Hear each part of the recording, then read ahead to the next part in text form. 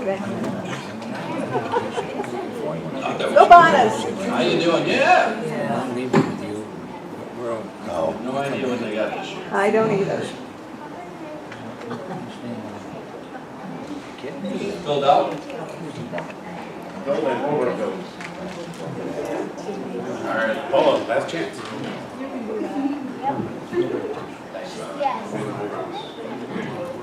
Okay.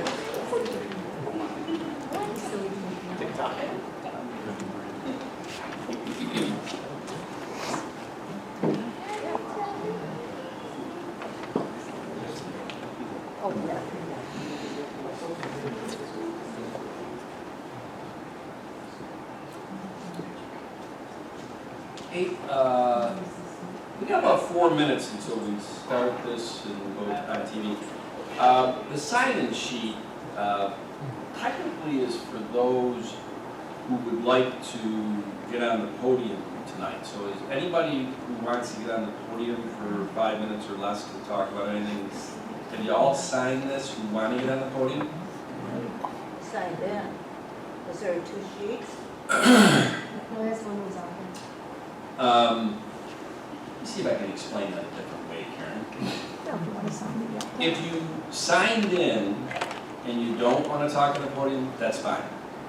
However, if you do want to talk on the podium and you haven't signed in, let's have you sign in now.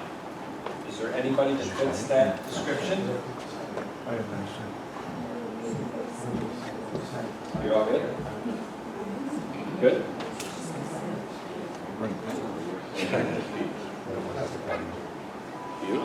You're in? Okay. Well, Gene, you signed in. We know you. Charlie? Good? You're good? Good? All righty. I would be very disappointed. Oh, come on. We don't have the pens in the budget. You know that. Come on. Give him I don't. Give the guy a pen. It's on the podium. Who's got a pen? It's on the podium. Thank you very much. It's like the commercial. All right. Come on, turn that camera around. This is good karma. I did already. What do you give them your good side? That's a nice shirt you got on. Okay, I'm gonna come around. All right, we'll change the color on you. Okay. Don't. Style. I haven't done that for a few years.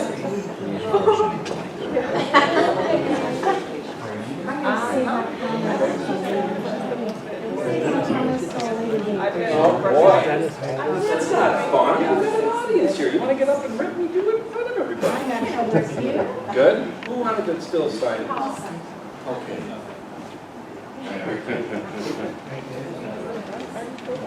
All righty. The front is filled. All right, thank you. I don't want to steal the pen. You do want to. I don't need to sign up with the speaker. That's what that list is. Do you want to speak? All right. Do you want to speak tonight? Okay, bring over your chair. Oh, we have time. Like 1 minute to start. Getting my steps in.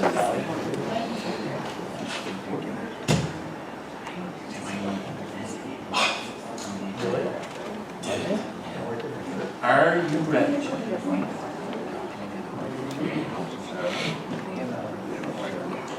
I think we're good, right?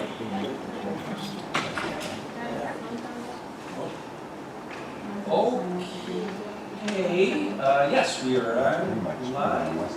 Let's bring the Thursday, March 4th Webster Town Board meeting to order. Pledge of allegiance. I pledge allegiance to the flag of the United States of America and to the republic for which it stands, one nation, under God, indivisible, with liberty and justice for all. Ally, can you do the roll call?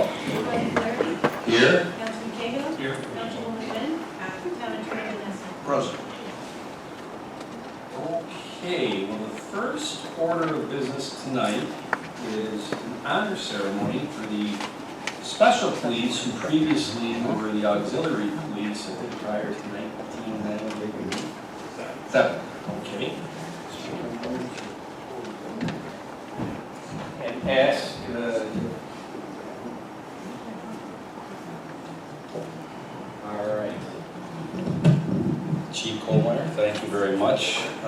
gonna hand the baton to you on this, okay? All right, thank you, everyone. As we've discussed at several meetings now, we've had a very solid group of volunteers that have had dedicated service to our community for decades. Starting in 1953, under the Civil Defense Act, the town of Webster formed the Webster Auxiliary Police. And they continued to serve up until 1997 when Monroe County chose to disband the auxiliary police under their authority. So at that time, the town of Webster created the Webster Special Police, which was a continuation of service where those volunteers perform traffic control and crowd control duties at most of our public events. So they're a very public-facing element of the town and came to be a great asset for us to utilize and deliver service through. As everybody knows from our meetings, we ran into some issues when it came to coverage and some of the legalities of the operating authority. So earlier this year, the town disbanded that unit, and we're still looking for alternatives to provide that service. But that doesn't reduce or diminish the contribution that these individuals made to the town, and we want to make sure that we recognize that. So on behalf of the current special police and a very long time member of the auxiliary police, my dad, Gene Holmeyer, is going to step forward to receive the certificate on behalf of the members past and present.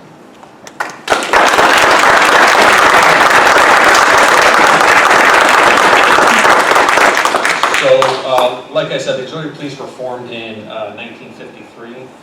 My father joined that group in 1965 and has been a continuous member operating both with auxiliary police and the special police since that time. So, through most of my childhood growing up, the auxiliary police and the fire department were part of daily life and daily conversation. So, it's with pride that I get.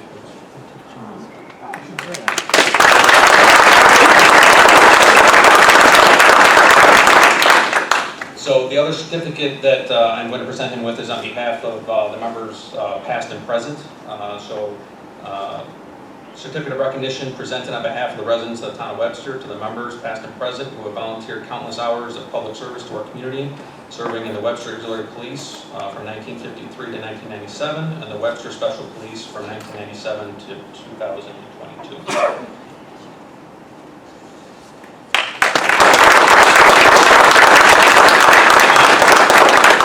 Before I turn the mic over to him to say a couple words, it is also our intention to take that group certificate to commemorate everybody's collective effort and make that a permanent plaque at the town hall. So once that's complete, that'll be hung up to commemorate the service of the citizens to the town. Just want to say a few words that it's been quite a journey from 1953 and my joining in 65.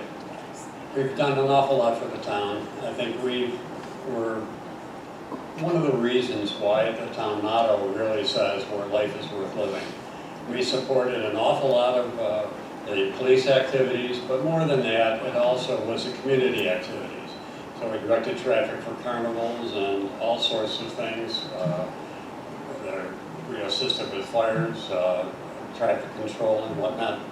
So we had a pretty good presence in the town as far as visibility for the special police, and I think we really owe a lot to all of the members that over these years, dozens and dozens of them, who have spent their time volunteering in order to make this a better time to work or live in.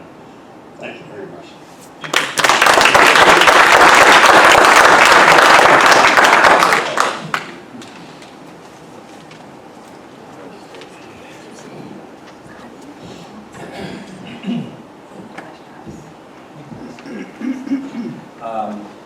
And I want to just thank Mr. Kohlmeyer.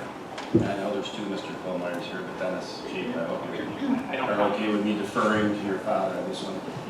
Because really, Gene, you really over the last 8 months showed grace and so much common sense in the meetings that we were in, and that will continue to be in to find the alternative to a special event traffic control unit for the town into the future.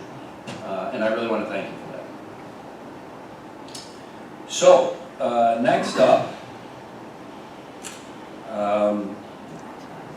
is the open to the floor portion of this meeting. And this is my favorite portion of the meeting because this is what local government should be, hearing from the people. I get kind of bummed out when this boardroom is empty. Well, it's not empty tonight, is it, Charlie? So I'm not positive if everybody that's signed in intends to speak, but I'm going to just go in the order that they signed in. And certainly when I name you, if you're like, I just thought I was signing in, I didn't intend to speak, by all means, you can tell us that too. But the first person who signed in tonight was Charlie Schreiber from the West Webster Fire Department. Charlie, do you want to speak? Yes, sir. Come on up.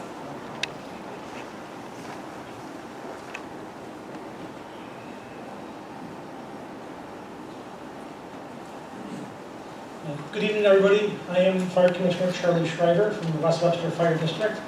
And I have a letter for the members of the town board from the district that I'd like to read. And then I have hard copies for Ms. McGuire and the board members. Dear Mr. Supervisor, the members of the town board, the West Webster Fire District provided ambulance service to the community for over 80 years. During that time, our goal was to provide the best care in the most cost-effective manner. Last year, after a comprehensive evaluation of our services and the EMS industry, the district determined that a different service model would provide better care in a more cost-efficient manner, and we stepped out of the ambulance transport service. The district secured a vendor to provide ambulance service without the need for subsidy or a tax district in the town of Webster. Subsequently, the town assumed control of service with its own vendor. The district is saddened to learn that 6 months after assuming control in the Webster portion of the fire district, the town's vendor is not financially viable, and the town board is contemplating a town-wide tax district to subsidize a major portion of the ambulance operating costs, in addition to continued patient billing for ambulance services. The fire district does not support an additional tax for this purpose and finds it unnecessary. In lieu of a tax district on the west side of town, we propose the town board grant the fire district authority to provide and manage ambulance service within the West Webster Fire District. Infrastructure and framework is already in place with our vendor to provide ambulance service from our Gravel Road station without the need for a tax district or subsidy from the town of Webster. With a fully detailed contract already in place, ambulances already within West Webster at our Gravel Road Fire Station, and a financially viable vendor with a CON to operate in the district, we can spare the community the significant tax hike currently under consideration. The district, along with Monroe County EMS leaders and the State Department of Health, are eager to assist the town board with strategic planning and sharing of data to work through this current challenge. We look forward to being part of the solution that provides the highest level of care in the most cost-effective manner without the need to raise taxes. Sincerely, the Board of Fire Commissioners of the West Webster Fire District. On a personal note to Tom and John and Ginny and Patty and Mr. Abbott who are not here, the number one priority of the fire district is the safety and well-being of our community. We have no financial stake in who the vendor for EMS is in the town. Absolutely none. My pay goes from 0 to 0 no matter what you do, as does the rest of the fire district employees, firefighters, and commissioners. So I urge you to consider our proposal, because that's really what's best, financially, logically, and practically. People are concerned with the best care in a timely manner, in a cost-effective manner. Not whose name is on the side of the ambulance, whose patch is on the arm. That stuff is petty politics. In public safety, we are all on the same team. Period, end of story. To help make your decision going forward, I urge you to talk to Tim Sopransky, who's the EMS coordinator for the county. He's the smartest guy in EMS in Western New York. His job is to help with situations like this. The county has a contingency plan should any agency not be able to provide care. He will not let the citizens of Webster go without quality ambulance care, period. I would encourage you to talk to him about the Fitch study. With revised numbers, say that to be solvent, you need 1,300 transporting pain calls a year. Talk to him about the viability, the feasibility, and what the town's strategic plan is to get the best bang for our buck. Don't recreate the wheel to the tune of $1 million. Use the resources that we have available.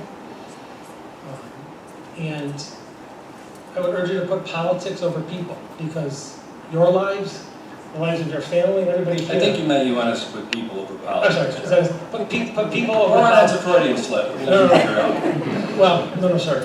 I would urge you to put people over politics, because ultimately your lives, your family's lives, everyone here's life, and my life depend on it. So thank you very much. Thank you, for your Charlie. time. You know what? I can tell you right now, you said you're a retired commissioner, right? No, not yet. I'm sorry. I didn't- 31 meetings to go, sir. Okay. I do plan on talking to Wes Webster about this whole situation.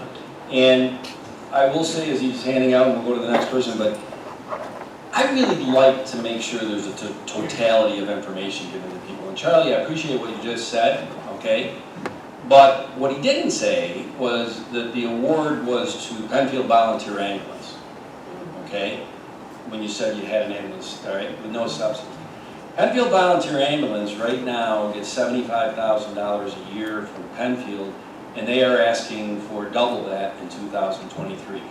So it's a little inaccurate to say that that ambulance company is not looking for subsidy. You're all set. I just told you that, and that's a fact, and I know that, so I want to make sure everybody knows that when everybody goes up to the podium tonight, if it's about ambulance, there's no doubt that there is an issue here, and it's an issue that has to be looked at. Councilman Kale, you and I have had a lot of conversations on this. We're aligned on that. The means by which we get to what is the best final product, we might disagree on that, but we're aligned on that something has to be done. I will be talking to Wes Webster leadership about that, okay? Because I would imagine Wes Webster can have help with that, because when they did get out of the ambulance business, they were able to divest about $450,000 off their budget, so they may be able to help us in this. Thank you, Charlie. Now, I say one question for you, Charlie, before you leave. John, I came to make a statement, read a letter. I'm You not did. prepared to answer questions. I'm sorry. Okay. No, that's okay. I'd like No. to see you And again. I just want to make sure that, because it was a great letter, but there was some generic and some statements of no subsidy that aren't exactly true, unless Penfield Ambulance is like, well, we won't ask for anything from Webster, we'll just balance the books on the back of Penfield's town government. So I just want to make sure facts are out there, because this is one of these issues that everybody's got an agenda, and they might intentionally or unintentionally only spin their side of the story. And my goal is to make sure, because I respect all of your intelligences, that you get the whole story and it's measured from both sides. Okay? Thank you. I'm happy to speak. Now, Andrew Chat, where is that gentleman? I bet you aren't here to talk about the ambulance district, are you? Not quite, Steve. All right, I think I know. Well, ladies and gentlemen of the board, thank you for allowing me to speak tonight. I'm here today to discuss the designation of park districts and maintenance, the yearly maintenance. I live in Briarwood Estates off of Salt Road in Webster. My research of these park districts began October of 21 when I first spoke to the town, the comptroller. I understand through the town that there are 135 park districts scattered throughout Webster. And there are many different strategies within these communities on how to maintain. So in my community, we don't have a strategy, and I'm looking for a little bit of a better answer. We would like a more formalized plan to maintain these park districts, whether it's just within our estates or throughout Webster. Through various email and phone communications, we found barriers to obtaining a way to maintain these districts, including unknown Webster departments mowing areas adjacent to waterways, Webster residents mowing park district products adjacent to their own property, while charging against the neighborhood tax pool. Other residents are mowing for free and missing tax-related information regarding prior residents and how their neighborhood was taxed. I propose that we unify the district maintenance designations to be town controlled and maintained via the same collected taxes in each neighborhood. That's not to burden the entire town budget. The goal is not to raise the town budget. I understand there's more to it than just a simple snap of fingers. Until that time, I propose a town-generated proposal and town-generated invoice form to include specifics, such as the fact that resident contractor will be billing the town. These bills will be paid from our own personal park district tax pool, frequency of the service, and the cost of the service anticipated for the year. Related to that, I also want to speak about some of the concerns I had with the agreement that is now on file from our neighborhood regarding the resident who is mowing a common area. When I began reviewing this in 2021, I was told that we needed at least 50% majority of the neighborhood would need to consent to whatever was agreed to deal with the tax pool. I inquired if there's any such documentation on file, but there was not. In continuing my research earlier this year, May of 22, I discovered that no documentation continued to exist, and nor was it ever requested after a conversation in October of 21. So the agreement that was submitted in June has very generic statements and does not include any of the following, which I feel is important for all of the residents to know. There's no indication that he will be billing the town or that these bills will be paid from our own personal tax pool. There's no amount specified what he will be billing for each mowing, and there's no specific frequency identified which he'll be mowing. The indication on the agreement and proposal is that he just needs permission from the town to maintain. So, of course, all the members who are mowing for free agree, hey, this is a great deal, he's gonna mow. Even after discovering that no documentation existed, the town continued paying these invoices, which didn't have any resident confirmation of consent or showed how he arrived at the $75 for the mowing. I was told that it was up to me to discuss it with him, but I believe that since the town began paying him without anyone's knowledge, without any supporting documentation, and it continued even after all these facts were come to light, I feel the town must help take responsibility to discuss this. And speaking with a few of the Broward residents, they had no idea he was billing the town, as it wasn't indicated on the form. When contractors submit proposals, I know there's parameters listed about labor, parts and material, time to complete, and total costs of the town. I understand that a highway maintenance contract is different than my little park district, but I am curious as to why the same steps were not followed to ensure the appropriate billing. So if it's possible, I feel that using the town to maintain these areas would be vastly easier than having 20, 30 contractors submitting invoices to the comptroller. I think using a common form for all of Webster would help eliminate some future issues as well if it identified specific parameters. So I appreciate your time and allowing me to come speak to the board. Thank you very much. Thank you, Andrew. And nice to put a face to phone and email. Good points. Next on the list is Jan Thompson. All right.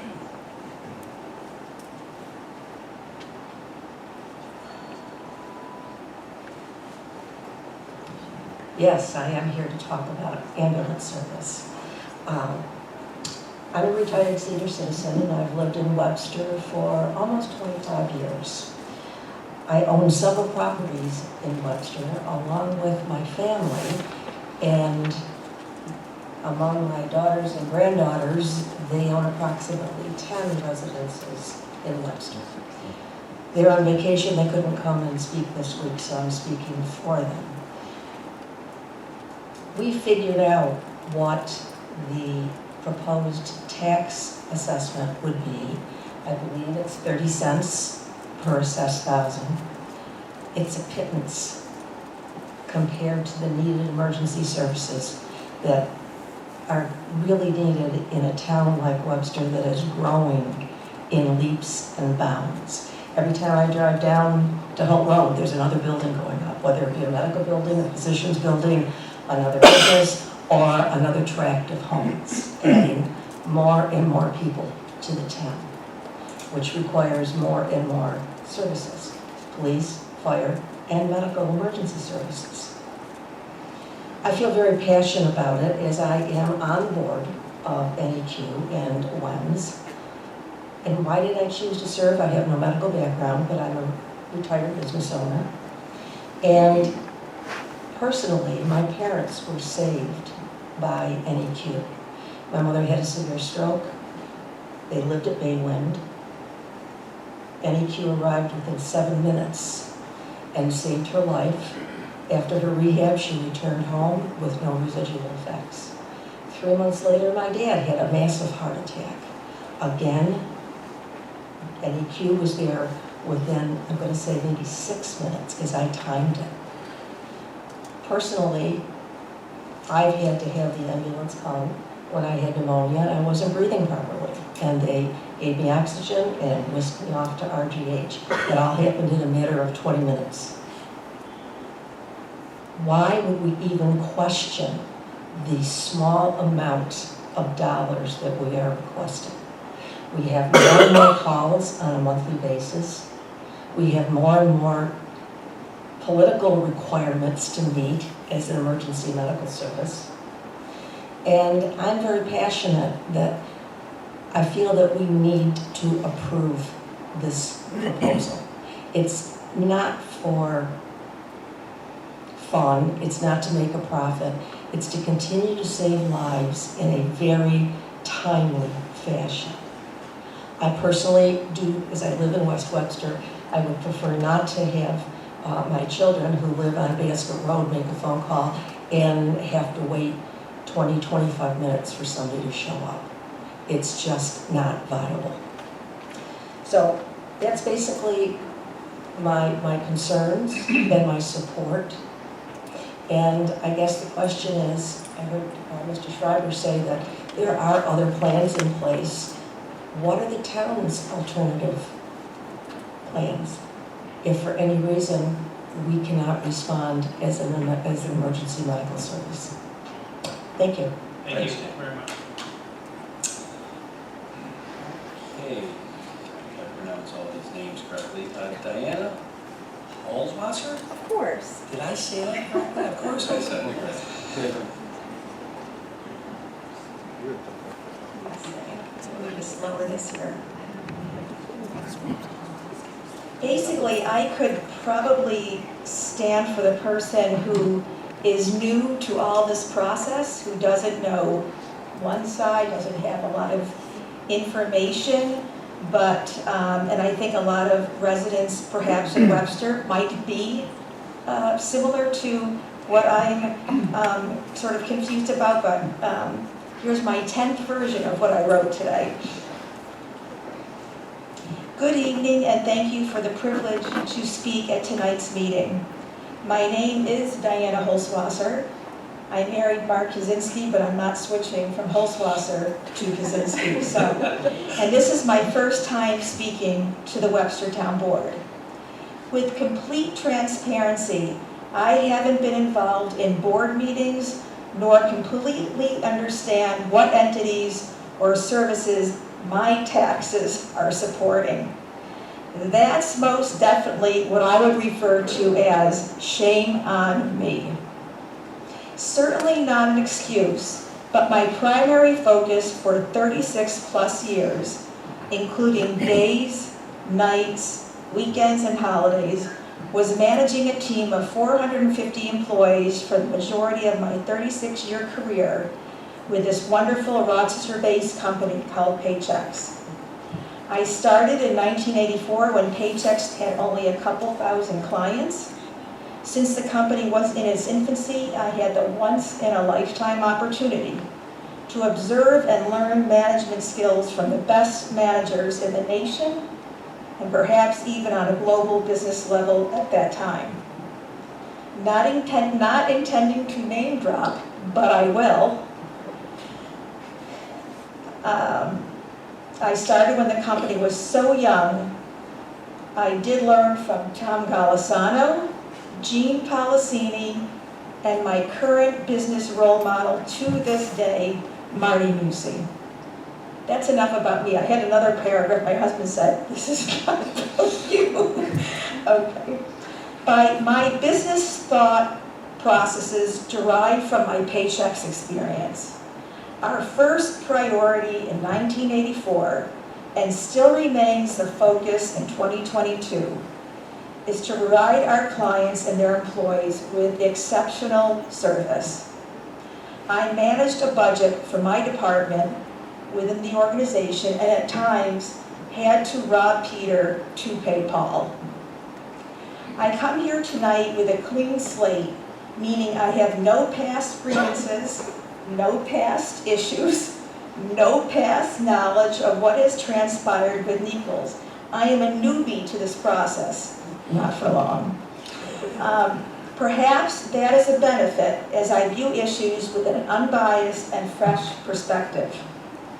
The services provided by Webster Police Department, Webster Fire Department, and our Nichols EMS first responders are our greatest insurance policies in order to sustain our community. I haven't needed the police, but I'm sure glad that they're there. I haven't required the services of our fire department, but I'm now cooking and my husband isn't. And I feel comfort knowing that when I do start cooking, they will be there. But I have needed and desperately needed the EMS paramedics during the worst times of my family's life. I need to know that they are ready for me and my family and my neighbors. In 2015, my 55-year-old brother suffered a life-threatening incident. We should have driven him to Strong and not waited for an ambulance. It was a nightmarish experience. By the way, he lived in Ontario, don't know who came, whatever, but that's what it was. In 2017, my husband was diagnosed within 5 minutes of visiting his primary care physician that he needed immediate hospital care. I drove him to RGH because I did not want to have the same experience that my brother had. A CT was performed and he is now in the history books based on the results of his CT. And that's all I remember the doctor saying. He has a pulmonary embolism, big like grapefruit. That's what I always will remember, big like grapefruit.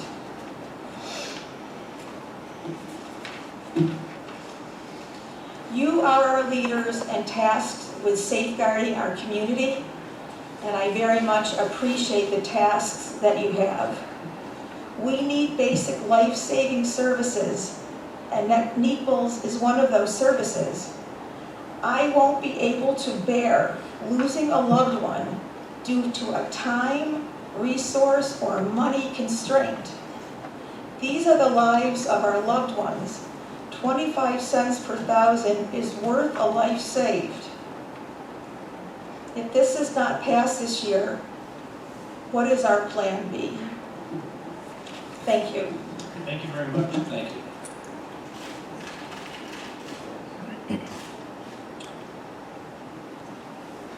Ron Hines. Just like the ketchup. Hines! Done that way for all my life. Good evening, everyone. My name is Ron Hines. Honored board. I'm a motorcyclist. That means that one of these days somebody's going to pull out in front of me. I try not to let that happen. I'm also a motorcycle safety rider course instructor, which means I have to teach people to not let someone pull out in front of them. Yes, it happened to me after a number of years, and I ended up laying in the middle of Route 250. Okay? Yes, ambulance responded very, very quickly, and I suffered very few injuries. My wife is on the board. You already heard from her. We want to know that there is going to be ambulance services for the town of Webster, and as a current member of the Monroe County Traffic Safety Board, I interact with police and ambulance services to try to get everything we can get for our people all over the county. I'd like to know, I heard Mr. Schreiber, this is the first time I've heard him. It's a good question. What is going to be the Plan B, as Diana said as well? Let's take care of our people. Thank you. Thanks, man. Thank you. Phyllis Lochner.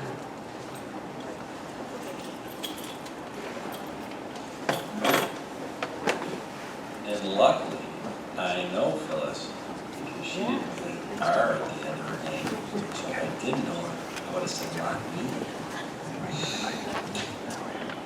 It's That's a good one, I like that, I haven't remembered that. Thank you for having me today. Now, this will be a quick one. I just want to reiterate Niqual's and WEM's. Everyone there is professional. They're easy to deal with. And I just hope that they're around for years. We've all had issues with our families on and off, and it's not until you see somebody come into your house when you have an emergency. And I tell you, this group is the one that I would like to see. Thank you. Thanks, Phyllis. I think you're right. Jean Holmeyer? And Jean just signed that.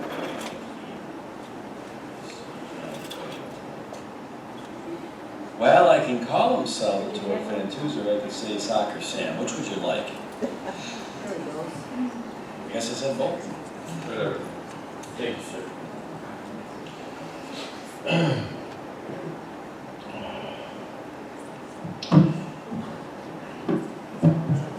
Supervisor Flaherty and members of the Webster Town Board, my name is Salvatore Fantuzzo. I own several properties in town in Webster. I'd like to just go off script for a second regarding some of the things that Mr. Schreiber said. That was then, this is now. I think it's great to have volunteers, but I think it's hard enough to get paid people today than get volunteers. I think the epidemics right now with the drug issues are different than it was a few years back. I think the whole COVID depression and all the other things that are going on in our world are way different. And unfortunately, I had a situation in Florida. My in-laws live in Florida, and they did have a service there that was fire, ambulance, notary. They were like 35 minutes to get to my in-laws' house. My father did make it. My mother-in-law forced me to bring something there to thank them, and it was like I was in Mayberry. Going to the facility on Jackson Road is probably the nicest, one of the nicest, if not the nicest facility in the country, and I am proud to live, to have properties in the town of Webster. Back to my script, all right? My family moved to this area in 1999, where life is worth living. My 3 kids graduated from Schrader or Schroeder, I don't know whatever one it is. I'm here tonight to speak in support of establishing an EMS tax district, ensuring our town maintains this important community-based EMS service. I've heard some of the other people speak tonight. I also knew nothing about what was going on other than there was a meeting tonight. I don't know what the plan is here. But I was recently shocked to find out that our town tax dollars doesn't properly support this service, in my opinion. I've been told our town supports this service with about $50,000 a year. If that's true, that's $41.67 a month, $139 a day, and $5.79 per hour. Think about that, $5.79 per hour to maintain one of the nicest state-of-the-art facilities in our country. Several years ago, and I won't get emotional here because I'm trying not to read this, I experienced a life-threatening medical emergency. The paramedics at NEQ responded in minutes and saved my life. I was told by many doctors that a few more minutes and I wouldn't be here, or it wouldn't be the same. Man, can't believe I did that. A few months ago, my wife and I were both very ill due to COVID, and again, NEQ was there in minutes to treat us and transport us to the hospital. Again, I was told by emergency doctors that I was lucky they saved us. On February 3rd, my beautiful daughter Roxana, a Webster resident, went into labor in the middle of a snowstorm. I thought I had great tires in my 4x4. Wasn't so great. NEQ and the Webster EMS transported her to the hospital where she delivered our 10th grandchild, Carmine. I think having a high-quality local EMS service is vital to this community. So vital. July 5th, my wife Linda and I made a significant donation to NEQ to ensure that our community and county know about how good the good that EMS does for our community. It's not clear to me why there's a debate about this. I think 100% funding, in my opinion, should go to NEQ and Webster EMS. In my opinion, from experience, police, fire, and EMS services should be the top items that our tax dollars are used for. I'm here to ask you as a Webster property owner, businessman, husband, father, grandfather, and grandfather, that you move with full speed to adjust your budget immediately to 100% funding of EMS in this great community. Anyone that has experienced a life-threatening situation or worse understands the need of this amazing community asset. We are so lucky to have the dedicated EMTs and paramedics we have in Webster. Thank you, those of you that are here tonight. And thank you, Town Supervisor Flaherty and the town board members for giving me this opportunity to speak tonight. Thank you. Thank you very much. Thanks, Sam.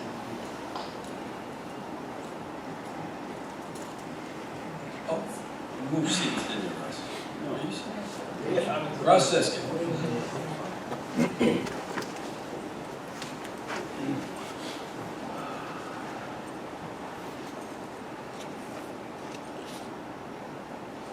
Good evening. My name is Russ Siskin, and I live in the town of Webster on Gallant Fox Lane with my wife and 4 adult children. I also run a business in Webster, which has employees that also live in Webster with their families. As a citizen of the town of Webster, I'm here to clearly state my strong support for a local, community-based ambulance by asking the town board to support NEQ and Webster EMS in their request to establish a medical services tax district in the town of Webster. I can tell you that I understand this issue as an expert on this topic and hope to provide some valuable insight into the urgent need for you as the town board to support this initiative. I have 40 years long history in EMS, both as a paramedic and an EMS executive, with nearly 30 of those years running a very similar ambulance service called NOVA in Onondaga County.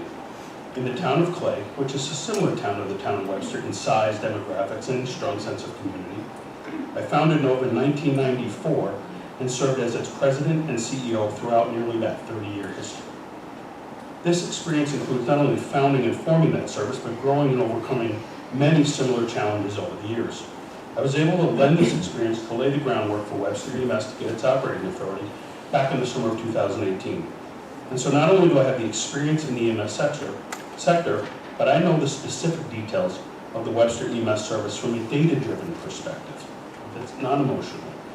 I helped analyze the need for Webster EMS and the impact of having or not having it would have on our community.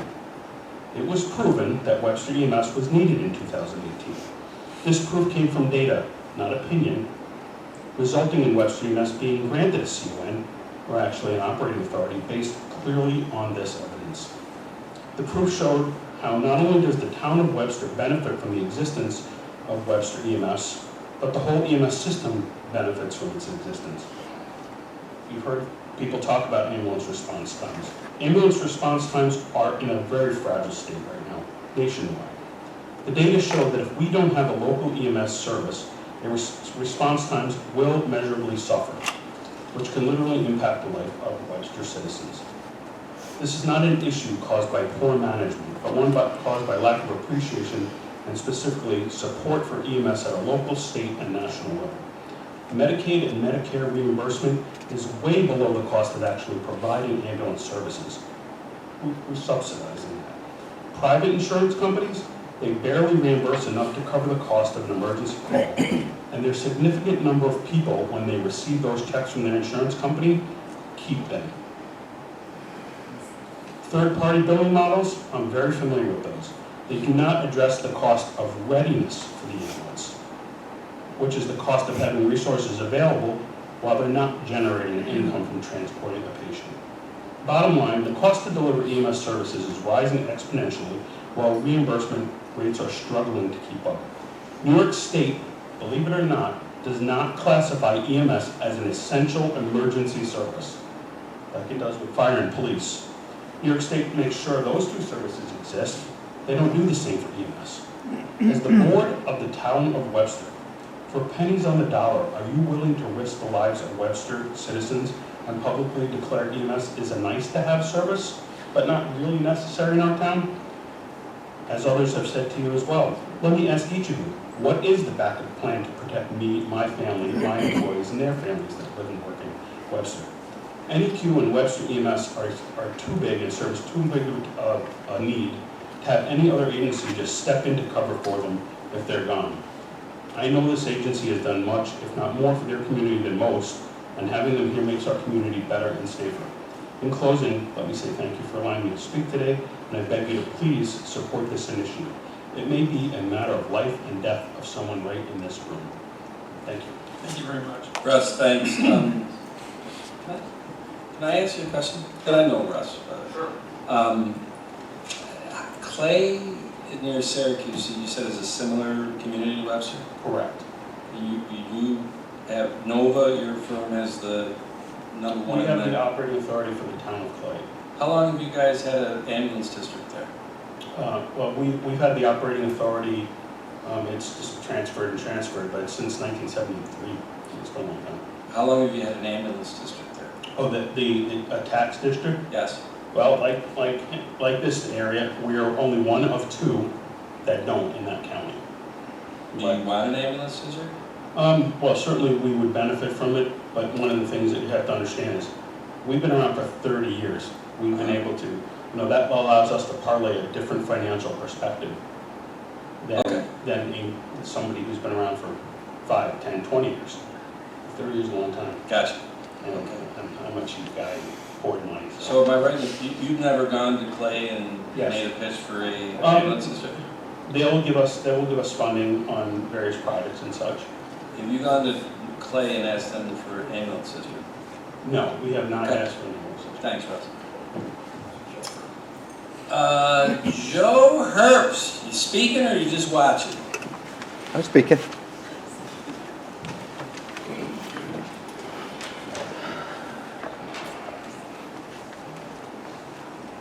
Good evening. A little different for me. What's your name, sir? So, my name is Joe Herbst. Good to see you, Joe. I may not have all the numbers like everybody else does, but I just wish to voice my opinion based on being a resident of this town for 60 years and serving this town for more than half my life. I'm one of 9 children born and raised here. My family moved into Webster in 1837 when it was still North Penfield. I've witnessed and experienced firsthand the growth and necessity for more cost-effective services, as you are well aware. To me, having one medical provider service under the umbrella of a district and a solid financial foundation only makes for good sense, no different than that of police department or fire department. Wondering if you're going to make payroll or have to park an ambulance due to lack of funds is not an acceptable situation. All first responders need to know they have the means to provide the most cost-effective service within their capabilities. I don't believe there is a person in this room or listening that would want emergency services to respond to any situation that would require immediate medical attention with the utmost of speed. Whether it's a motor vehicle accident, heart attack, stroke, etc., time and response are crucial. More so if it involves you, your spouse, your child, husband, wife, father, mother, etc. We take for granted every day these services are there, ready, willing, and able to respond. But unless you've actually experienced it, it's only an assumption. Let's remove this assumption by providing them with a sound, stable foundation via a district. I recognize this is yet another financial responsibility that falls on us as taxpayers, but I strongly believe that this is one we cannot live without. Literally. That's all. Thank you. Thank you, Joe. Thanks, Joe.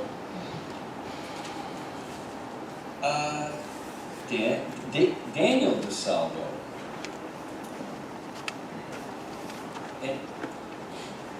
Zoom meeting. Yes. Yes. Yes. I knew that, right. Good evening, Board.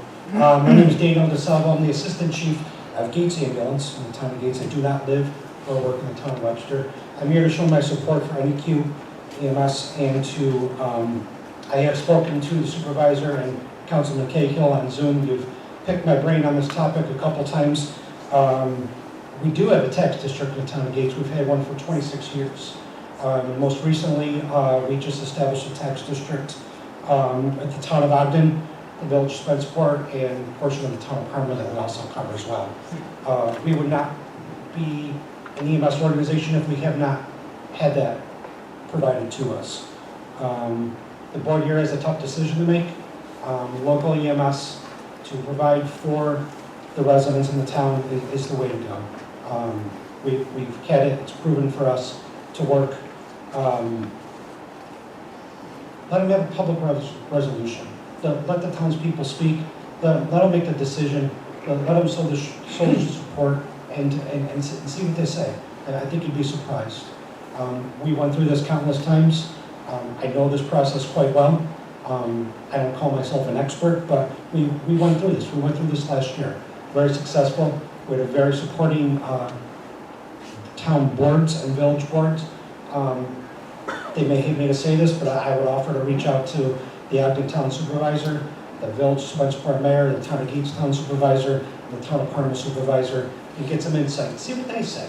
See what they say and what their feedback is on the ambulance service and what we provide and what we do for them in the community. So the only other thing is I don't do a lot with social media. I started catching up and reading all the commentary that was going on with this, a lot of passion. A lot of people seem to be hung up on the fact of having tax monies and third-party billing. As the other gentleman said, the third-party billing, it's not the answer, it's never been the answer, which is why we're here tonight and why we've had established districts. But there's other alternatives. What if you went and created a tax district and instead of 25, 30 cents per thousand, you did $1.30 and you did away with the billing? So it would be a model like the fire districts have, like you fund the police department. You do away with the billing then, if that's the biggest hang-up. All I'm saying is there's other alternatives, other answers, other things to look at. I'd be happy to speak with you guys again like I did in the past, virtually, now hopefully in person. But I'm just here to show my support and be a resource if we can. When we went through this process, Ahmed and his staff were at every one of our public hearing meetings, town board meetings. They didn't come up and speak, they didn't have to. Their presence alone, being in the back of the room to show the support was enough. It spoke volumes. The people recognized that they were there to support, and that's why I'm here tonight as well. So thank you for allowing me to speak. Quick question for you. Yes. How many of those townships put it up for a referendum for a vote? All of them. Yeah. Yes. Well, we did it under one collectively. The town of Gates was separate. We've had that established for 26 years now. But we did this, it had to go before each town and village. Yes. Yes. Yes, sir. Daniel, so your coverage area is those 4 towns and villages you just... Correct. Okay. How many calls between those 4 towns and mutual aid do you We're going to be over 9,000 calls this year. So is that like 5,000 patients where you send an ambulance and then on 70% of them you send a fly car? Our model is ALS ambulances 95% of the time. We do have some fly cars, but that's not our primary thing. Our primary focus is staffing the ambulances, getting the ambulances on the road. So how many people make up those 9,000 calls? 9,000? No. Not transports. A call doesn't equal transport, right? Correct. A call, 9,000 calls, is that 9,000 people you're going to? Or is it about 8,000 people you're going to? Probably about 7,800, 8,000. Some calls we get canceled on. Some calls are unfounded. There's never is a patient. Some calls are mutual aid where we're going to help out other places. So it's, I didn't bring my numbers with me tonight. Okay. But that's it. And then if you're just doing third-party billing with that, every time you go out there, it's costing fuel, insurance, payroll, everything, and if there's no patient or there's no transport, you can't recover, or potentially recover. And you know what, I'll let you off the hook, because Daniel, you were great on the Zoom meeting, and I hope we do get a chance to sit down face to face and have more discussion on this. How many Medicare and Medicaid do you think of those 9,000? Where in the town of Gates alone, it's huge. It's huge. We're probably 45–50%. Really? Yeah. Okay. Yeah. Thanks, Dan. Thank you. Have a good night. Thanks, Dan. Gary Kobe.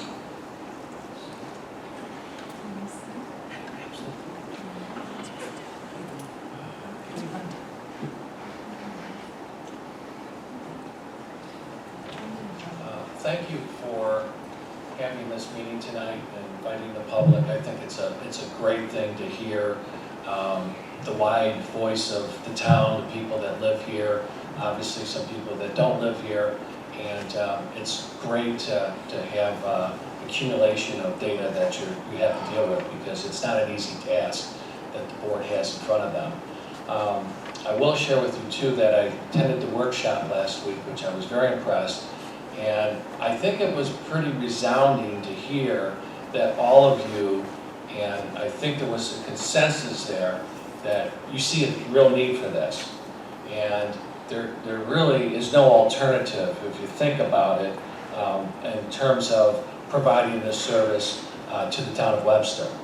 And the other thing is, and Supervisor, I think you might have brought it up at the meeting, if my recollection was correct, is that possibly this could wait, and I would respectfully disagree with that, because I think there's a real urgent need for something of this nature here in the town of Webster. And I think the citizens of Webster obviously deserve it as well. So I'll tell you a quick story, because I kind of look at it as, and as many of you have got up here and talked about it, those that have used the service, and then potentially some people that may not have used the service, which kind of puts you a little bit at a disadvantage.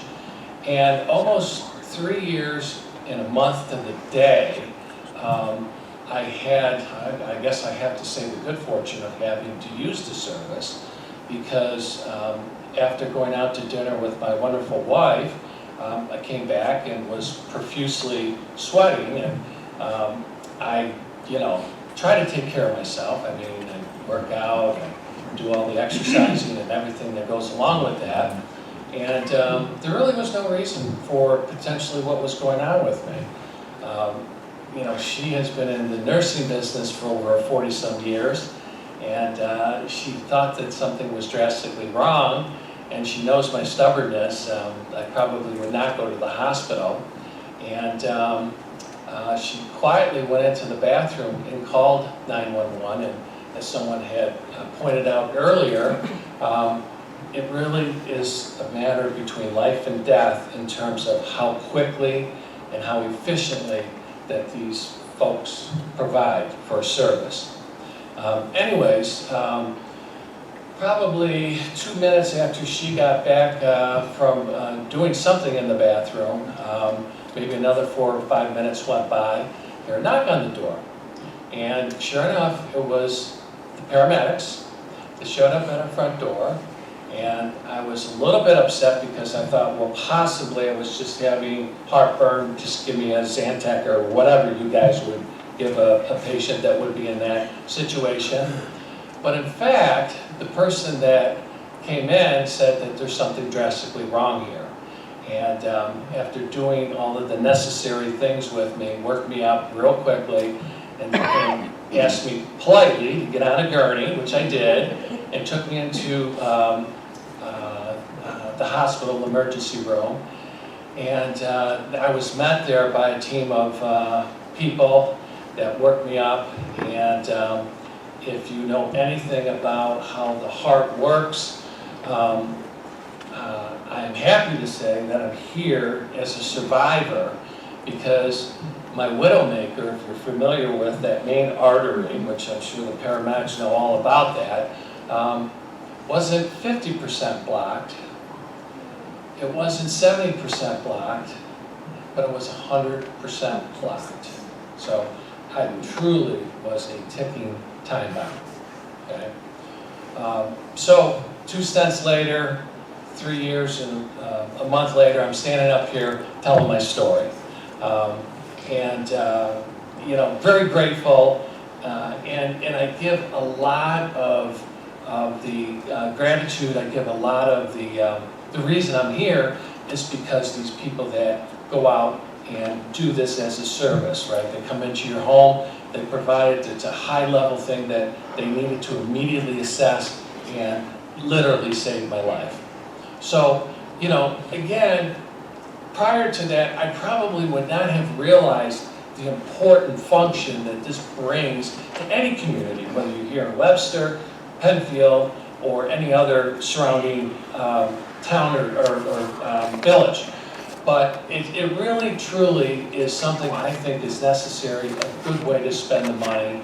And I guess if we don't, the question becomes, is what is the alternative? And that's the thought that I would love to leave with the board today as you're going through this very difficult and not an easy solution to come up with. But thank you for your time, and appreciate that, that you give that some thought in terms of what the alternative would be. Thanks. Michael Pope.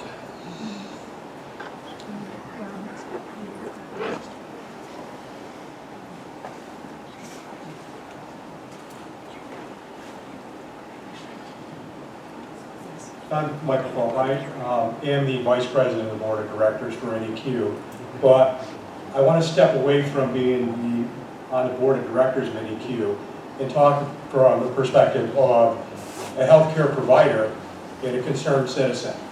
I'm a healthcare provider. I've worked 20 years, actually it'll be 20 years tomorrow, in critical care and emergency medicine as a provider. And I see patients every day, patients that come in that you've heard all of the stories of people talking about, you know, time. And time is of the essence.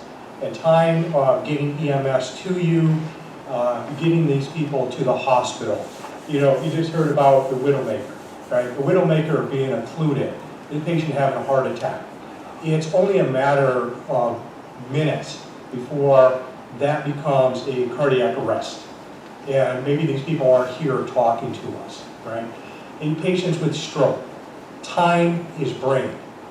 In a patient's stroke, it's normally a blood clot. It can be a bleed, but a blood clot and a blood clot to the brain. As long as that blood clot is there, that brain is dying. And that patient is going to be debilitated and probably in a nursing home. And if you've seen the state of nursing homes, or the state of hospitals even right now, right? Healthcare is a disaster. And nursing homes are a total disaster. You want your loved one to end up in a nursing home debilitated because we didn't have EMS to respond, right? If you believe, and our former supervisor tells you that there's volunteers out there that'll come. There is no volunteers out there. Response times are 30 minutes to an hour or more. If you look at the city, if you think that you're going to get response to the town of Webster that's going to save lives and get these patients to the hospital so they can get the cardiac cath and get that widowmaker opened up, or they can get a medication to break up the clot to save that brain, to put them back into the community, you're wrong, right? These ambulance services, AMR, Monroe, their response times are 30 minutes to an hour and sometimes longer in the city. My son works as in tech in the Highland Hospital. Had a patient walk in the other day with stab wounds. Now, he didn't come in with stab wounds because he didn't want anybody to know what happened. His response was, when he was asked, why did you come in with stab wounds? And he said, I called an ambulance and I waited an hour and an ambulance did not respond. If you take an hour to respond in the city, how long do you think it's going to take to respond here? We've got to keep EMS here, right? We've got to keep it going. EMS agencies are closing every day because they can't survive, right? Charlie Schreiber stood up here and told you they shut down EMS because they saw a better model. I will say that's probably not exactly true, right? What they saw was they're bleeding money like every agency, and they close their doors just like everybody else is. Ambulance services are closing every day because they don't have the support, because the funding is not enough. And we just need to keep EMS alive, right? You got to keep, I spoke last week and you talked about the reduction in the number of paramedics and EMTs just in Monroe County alone, right? Because we can't keep them. These people deserve better and they deserve more, right? You can't do it, right? You got to keep that going. So I'm just asking for the support, right? And I want to just point out something that, you know, you asked for more time to do the research. I think the research has been done. When you look at Monroe County, right? And I'm just going to read off some numbers that were taken off of public information. Brighton Ambulance District, $428,000 a year. Chi-Line Ambulance, $120,000. Gates, $920,000. Henrietta, $840,000.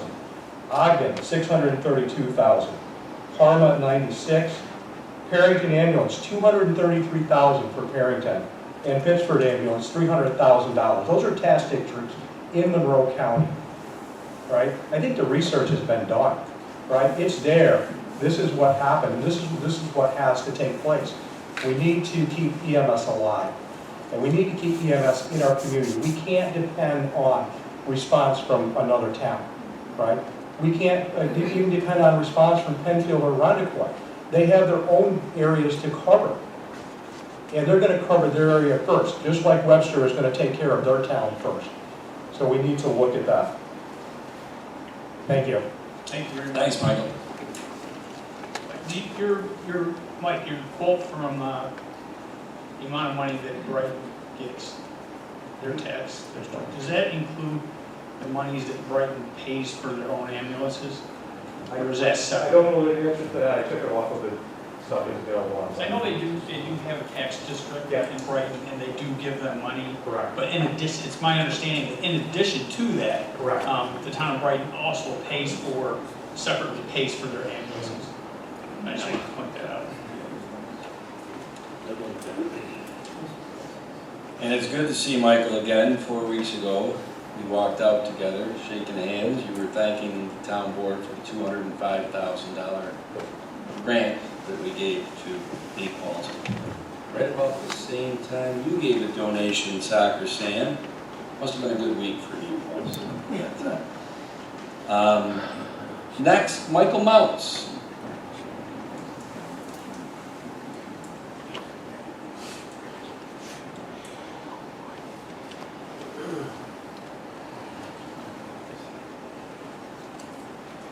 Hi, Michael Mounds. I moved to Webster in 2011 after I retired from the Air Force. Did 30, 40 years serving our country. And I have a perspective of not many people have in this room, that I was the commander of 3 military installations that were like towns, except they had an airport attached to it. So I have a different feeling about how you approach your job, because you don't have the same kind of responsibilities, but they're similar, quite similar. And I think you're doing a great job, by the way. Not trying to kiss up to you. Actually, we had a long conversation before you became. Oh, I remember. I remember it too. Anyway, the only difference between running a military base with an airport attached to it is sometimes you're surrounded by people who want to literally kill you. It's kind of like being a politician, right? I'd rather have my job than yours. But seriously, the 2 main responsibilities that I see here is providing for the safety and security of the people to Webster, which is what base commander does, right? Along with a lot of other little projects. But I have also been the recipient of this wonderful service that this town has. 2 years ago, I did a silly thing, fell, and seriously injured myself. I was picked up by the ambulance folks, they took care of me. Last summer, that person right there, coincidentally, helped my wife when she fell down the stairs and seriously injured herself. And then this past April, my eldest child had a widowmaker, and he's still here. So this is a vital, vital, vital service. And I cannot imagine anybody really protesting a tiny little tax assessment so we have that safety and security, which is a good job. That's all. Thanks, buddy. Thank you.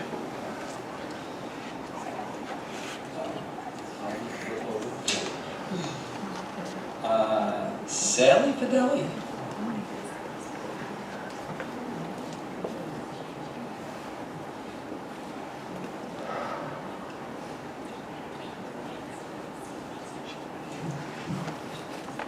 Thank you. I'm Sally Fidelli. Thanks for listening to me. So this truly comes, I think, looking at it from being proactive rather than reactive. So looking ahead at making this service taxable and really supporting our town. I mean, Lakeville WEMS has been very close and near and dear to my heart.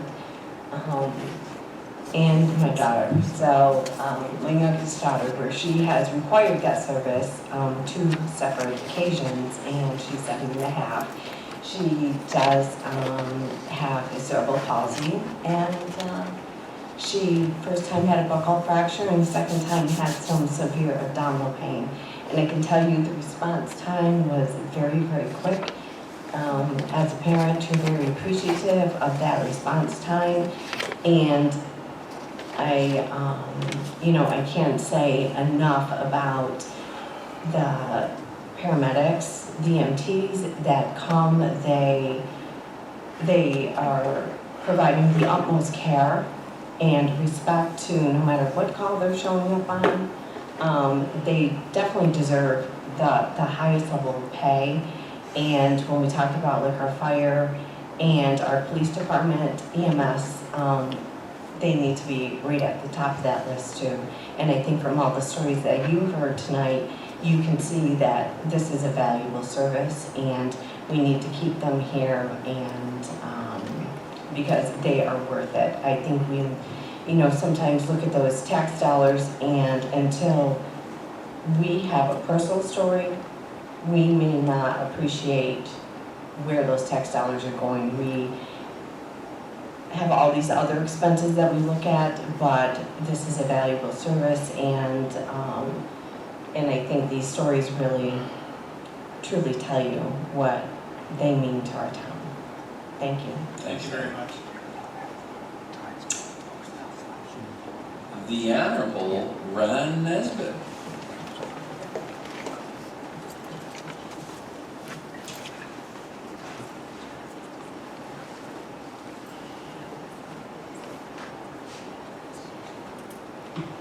Thank you, Board, for having me this evening. I appreciate it.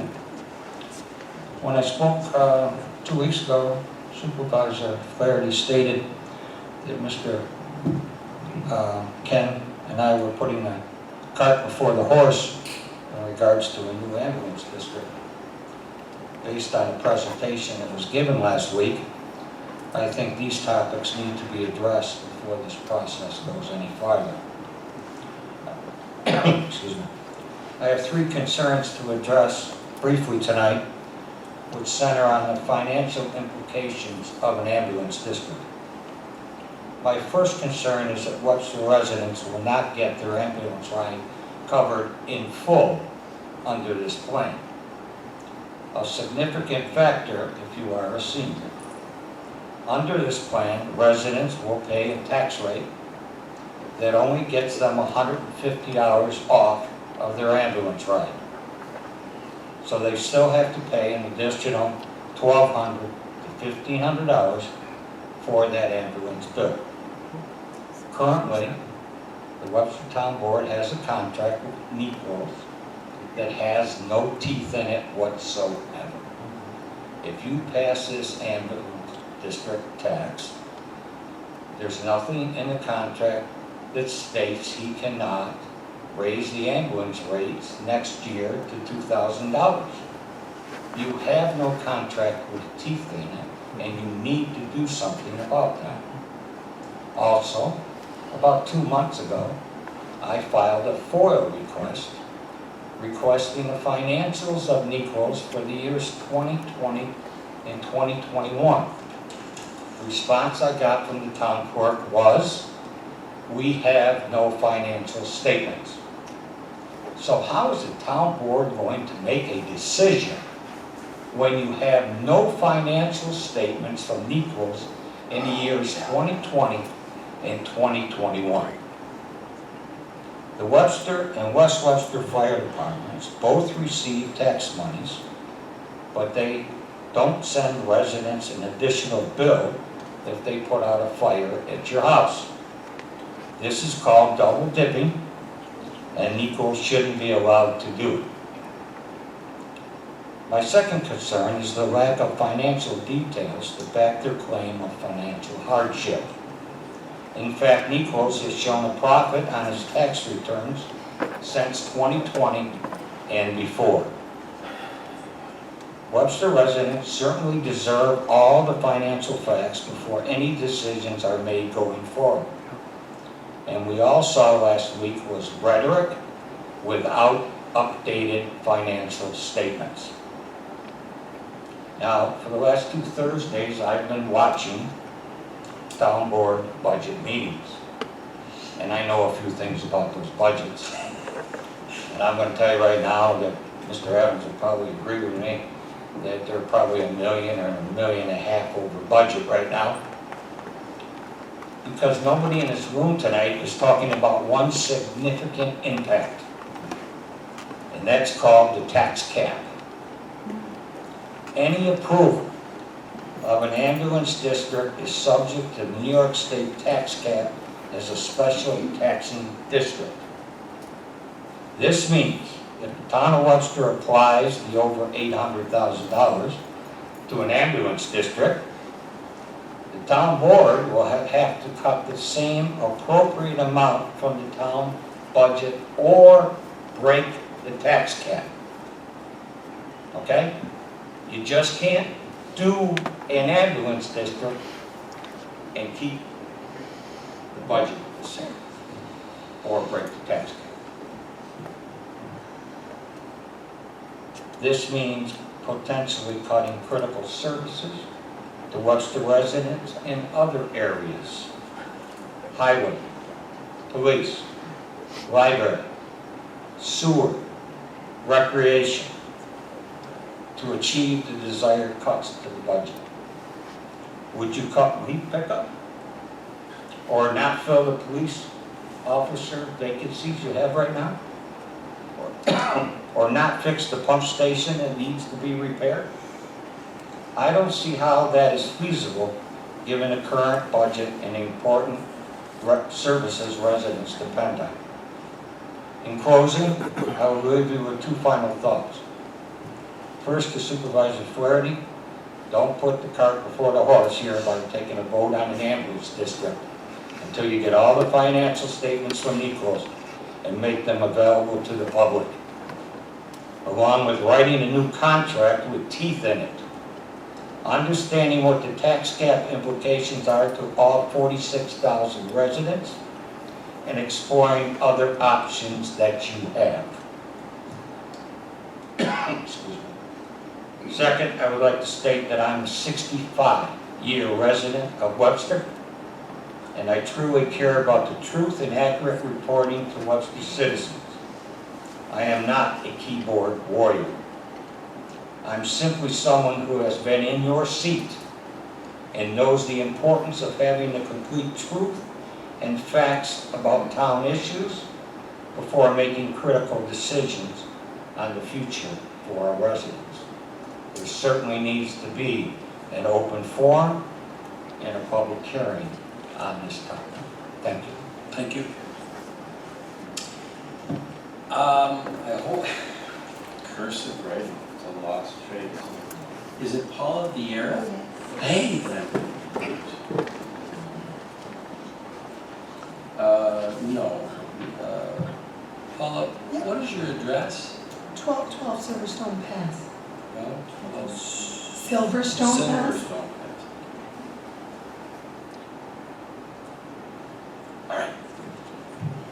I think I'm pretty well last, and I really don't have much to add, and everybody that is in support of the whole function of NEQ and everything that we're trying to do to keep them in Webster. I too have used them from our family. We own businesses in Webster.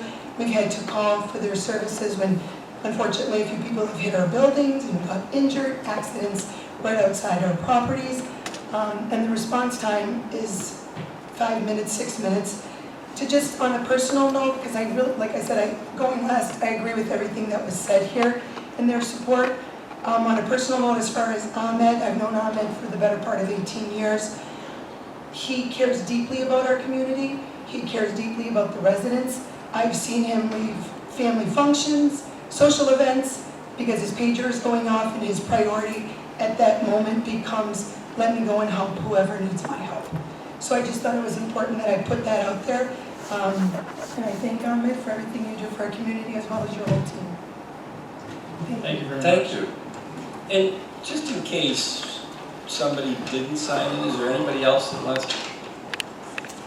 We wouldn't short you. Thank you. Thanks for giving me this opportunity. I also had an opportunity to work with Nichols on a very... We're gonna need your, I'm sorry. Okay, yep. We're gonna need your name and address. My name is Joe Capogreco Jr. and I'm at 1232 Pierpont Lane. In 2016, September 16th, at around 2 o'clock in the afternoon, I knew I was in trouble, and I looked for some neighbors to see if they could help me because I felt like I was having a medical emergency, and I was. Nobody was there. I called 911, and I said, if I'm going to leave my insurance card on the floor and unlock the door because I might not be there with you when you come in. And sure enough, that happened to be the case. Nichols came in afterwards, and this is always after the fact.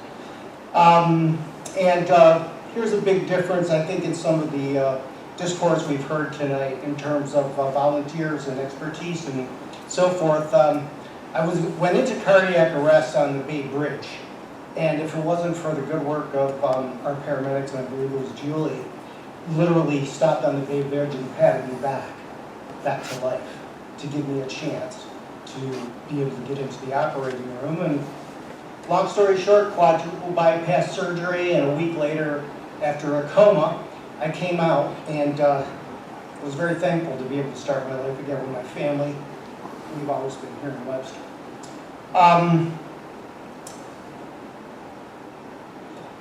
And lastly, if it wasn't for that expertise, I have a funny close. We're talking about financial considerations. I totally respect the budgets and everybody's point of view. After I came back to life, I called to find out who I can pay my bill to, because they had saved my life. I wasn't worried about any. I would have paid $12,000 for that ambulance ride. I called Nichols and said, I want to pay my bill. You guys saved my life. And it was Ahmed, my first encounter. Said, we don't get many people calling to pay their bill. Said, not only do I want to pay my bill, I want to talk to the volunteers. I want to be able to thank them personally for bringing me back. I had an opportunity to meet Julie and the EMS crew, the paramedics, my wife and I, to give them thanks and to really show our appreciation. And so I will be a lifelong supporter of Nichols, as I've been a lifelong resident of Webster. Thank you. Thank you very much. Yep. Anybody else? Can I go? I can't see behind. I go? Well, come on. I'm on the list. What? Am I going to say no? I'm on the list. You should be. I have a crooked one around the edge. Oh, jeez. Well, yeah, you are. You're the one that said you're the crooked one, not me. Here we go. I won't take a lot of time today. I know it's been a very long evening. First of all, I want to say thank you. This is very humbling, actually. I sent out a note At the last meeting, the supervisor and Councilman Cahill and some others said they wanted to hear from the community. I asked some of my friends to come and speak tonight. And it takes your breath away, it humbles you when you ask for help to support a cause that you're passionate about, and this is what you get. This room is filled with people to support the cause that I've spent 20 years of my life in this town supporting. I want to be very, very clear. We're not going away tomorrow, right? We're not in dire straits. We are under stress. And the time to ask for help is when you're in stress, not when you're underwater. So because of the relationship we've had with the former town supervisor, the current town supervisor and town board, we raised our hand early and said things are getting tight. You were very kind and very generous and very helpful with the ARPA money. You didn't have to do that. You didn't have to give us the lion's share, and it will be lifeblood to get us to the end of the year. We are having challenges that no one could have predicted 3 years ago, let alone today. We got payment today, 2 checks for $35, 10 and 25 from 2017. I'm not sure how much that's going to help our financial situation, but that is how long some of these payments are taking. I had a woman come in today in her 70s, and she explained to me, and we talked about the billing, and she showed me her Medicare bill. She goes, Ahmed, you're not old enough to get one of these, but I want you to see what the bill says. It was from Excelis Blue Cross, and we read the bill, and there was a charge. We had come and given the service. She did not transport. We took time, we assessed, we evaluated. It was the best decision at the time, in the midst of a COVID crisis, to leave her home. Several $100 bill. On the bill, it clearly states, this bill is not your responsibility, you do not have to pay it. Now this individual, out of the goodness of their heart, came and said, Ahmed, I'm not going to let that happen. We're going to pay you something. So we got on the phone with the insurance company today. We called them in the room today. And the insurance company said, well, because it wasn't a transport, we're not paying. That is what the bill says right on it. How do we run an organization where we cannot predict our income, where the insurance companies are fighting against us, where Medicare and Medicaid is not helping, where every cost is going up steadily? Former Supervisor Nesbitt is exactly right. Times have changed, right? The model today is different than what we were at 5 or 6 years ago. Agencies are closing. As Russ said, we had a lengthy conversation, right? We aren't the only one. We are not a mismanaged organization. We run our business as lean as we possibly can. We manage our expenses, we manage our costs, we manage our labor. We have choices, right? If in the end there isn't finances, we have to run as a business. Supervisor Flaherty, this is what you and I do for a living. What is the cost of that? It means we reduce our coverage, we reduce our staffing, less ambulances, longer wait times. As long as there's a penny in the bank in any queue, I will not let that happen. I will make sure we are as viable and we provide the level of service we have for the last 20 years for the next 20 years. And all we ask Supervisor Flaherty and the town board, if an EMS district is not right because of the timing and level of understanding, please give us some other lifeblood until the time is right. Thank you for your time tonight, and more importantly, thank you to every single one of you for being here tonight. It means more than I'll ever be able to tell you. Thank you, Lemon.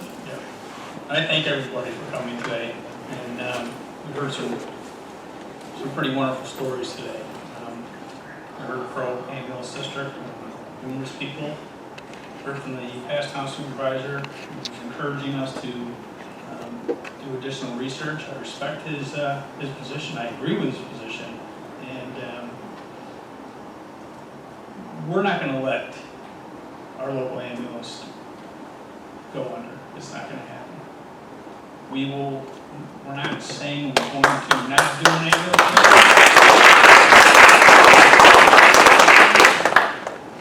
We're going to continue to support our local ambulance. And how we get there will be a robust discussion. I had probably an hour-long discussion with the supervisor in his office. He cornered me. On Webster. We look at the situation. We both agree on, what we need to do. It's how we're going to get there. Is the debate.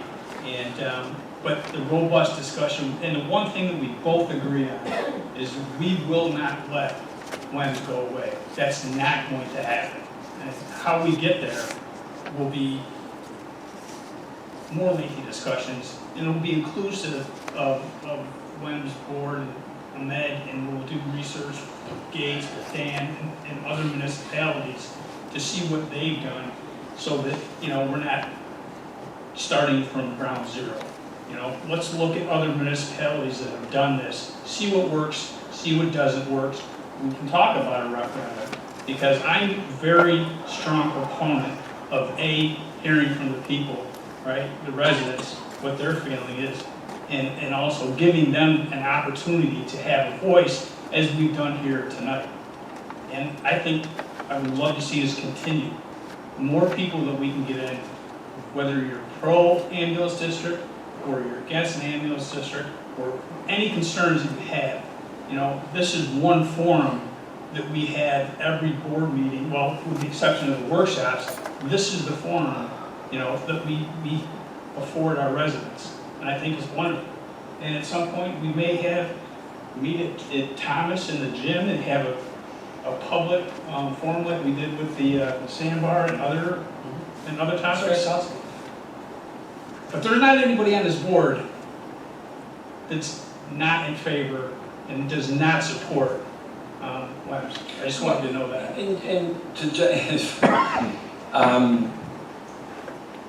I don't want to drag this on all night, and I really appreciate everybody coming and everything they said, is that, you know, talk is cheap, actions speak louder than words.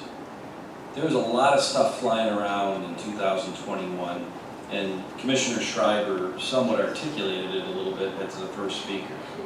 It culminated in November when the town board, and you can call it what you want, but it is, we trumped Webster Fire District awarding Penfield Volunteer Ambulance half of Webster.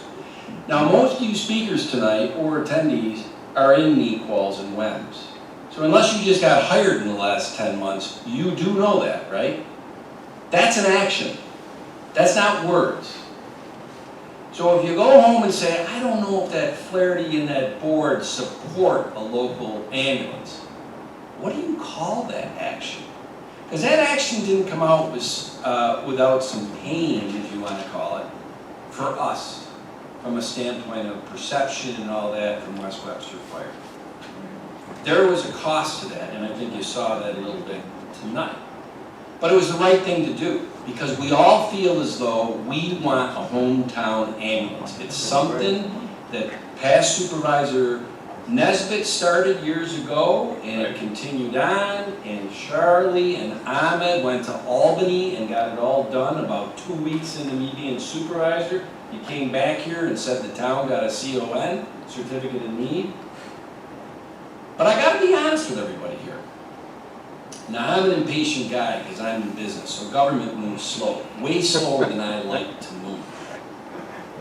November 16th, we give all 35 miles to Nequals and WEMS, and at least, maybe I'm losing my memory and stuff, but it was kind of giving me the impression that based on that award, that would solve a lot of problems of Nequals and WEMS, the way their call and billing and all that went. We said that we would get an amended contract because Supervisor Nesbitt is right. We don't have a contract with teeth. We said we need to amend it. It's got to be changed now that the whole town has it. Now it's serious. That thing is dragged along, and it's not done yet. Well, I guess if we're going for an ambulance district, we don't need to get it done because we can tear it up because we're going to have a new contract if we go ambulance district. We award $205,000 on July 7th, and I'm just being honest with everybody. It seems like the minute that the ink wasn't dry on the check, and all of a sudden I'm in with this presentation that this is DEFCON 5. This gentleman back here, the supervisor's right. You foiled the town, you didn't have 20 and 21 financials. I had 19 financials. Because to be honest with everybody, I got 19 financials back when we were discerning whether to trump West Webster Fire. By the way, I got Penfield volunteers too. I was doing my homework. I wanted to see, should we pursue trumping them? Foil this again, Ron, because now I have the 20 and 21. So here's the thing. A lot of emotional stories today. Mr. Copey, I totally understand what you're talking about because you know what? On my birthday in 2018, in front of my 11-year-old son, I dropped at 7 a.m. Wems and Nequals took me to the hospital. Pulmonary embolism. I don't know if it was as big as the grapefruit, but it was my second blood clot. And so now I'm a lifer on blood thinners. So I totally appreciate what those people in the trenches do. But I gotta tell you something. I've been around for a long time. You make emotional knee-jerk decisions, they're bad decisions. They're ones you're gonna regret. And so a lot of things that Supervisor Nesbitt said, and he's been very critical of me, and where's Michael Mounts? You said, oh, I don't want to kiss you about whatever. I don't take praise well. I always figure, what do you want? I like criticism, because I learn from criticism. Tom, I'd give it to you if I had it. There you go. He makes a lot of good points. Now, I said to John, and I'll say to Amit, there's no way that this town board is going to let our local ambulance go down. But you can't show up a week after you got $205,000 and all of a sudden say, we're going bankrupt. When I'm like, where did that come from? Now, I got to tell you something. I'm going to do the research. I'll work with Amit, I'll work with Nequals, and we'll figure out how to make sure that the ship stays afloat until we come up with the best decision for this town today and 20 years. Not a knee-jerk decision because somebody came and pulled at heartstrings. That'll be a bad decision. Because if we rush to it and all of a sudden we don't have the right contract, Soccer Sam, smart businessman, he doesn't write stupid contracts, I bet. I want to write a good contract for the citizens of Webster. I don't know if a tax district with $800,000 with $150 going toward your ride is a good deal. Is it a good deal for the Medicare person? Is it a good deal for the Medicaid person? Is it a good deal for the private insurance? Is it a good deal for the health savings account that has the deductible of $6,000? Is it a good deal for the transport or the non-transport? Do all of you know the answer to that? Because I don't yet. So I don't feel comfortable making a decision on that without those facts. I'm looking at the financials that we have. Now we have it through December 31st, 2021. Ron, I expect the FOIL request on my desk tomorrow.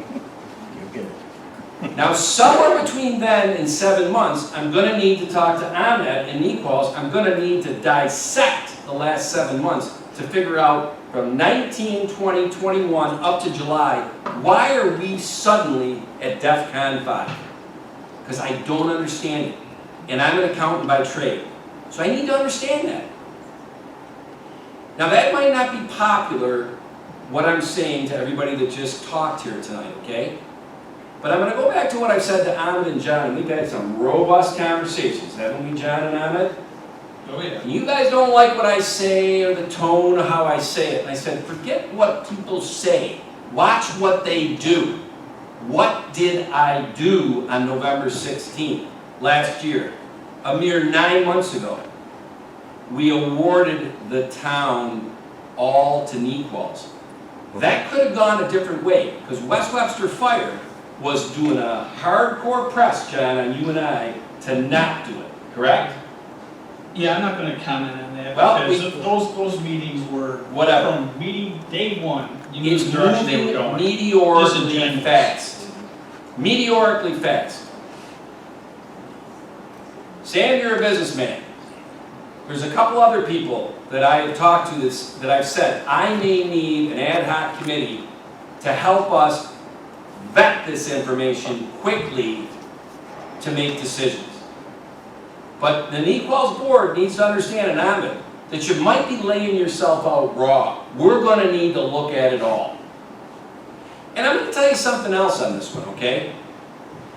Forewarning, Nequals and whatever, I know enough about accounting and how a company is structured. You know what I'm most interested in? That the people on the ground, the EMTs, are paid fairly and respectfully for what they do. I'm going to go right out and say it. I don't really care if the heavy brass up top is making 6 figures, because they may need to have that cut. I don't know if that's the case with Nequals, but I've seen it at a lot of companies. Supervisor Nesbitt's right. the financials he saw, there's a profit. I'm still trying to figure out, a non-for-profit can have no profit and it pay the executive director $1 million a year. That can be a non-for-profit. I'm going to dissect those things. I'm going to find out what all the calls are, Medicare, Medicaid, transport, non-transport. I want to know if we're doing right by your mother, Sam, who might be 85. I hope she's still around. Please tell me she is. She just died. And if we're doing right by the 7-year-old. If we're doing right by the worker who's 40 years old, who has a health savings account and pays the first $6,000 their deductible. Does everybody understand that? I don't know if one size fits all. Do you think I got John? I think they get the point. Did they? Yeah. Well, good. Very good. So stick around. There's a lot to come. And thank you for coming. Now the rest of the meeting will only take a few minutes, right? All right. You're on your own. No, you can't leave. This is when it gets exciting. We're paying bills. That's us. I expect a call. Appreciate it. You want help? Especially a guy who in a town that's like that. Yeah, I know. Explain it a little bit. You've been around for 30 years. I want to know more. Very good. Who was in?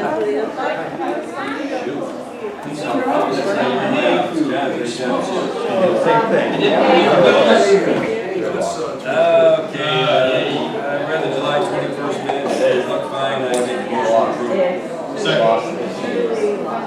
Aye. John. There it is. Yes, I did do bills.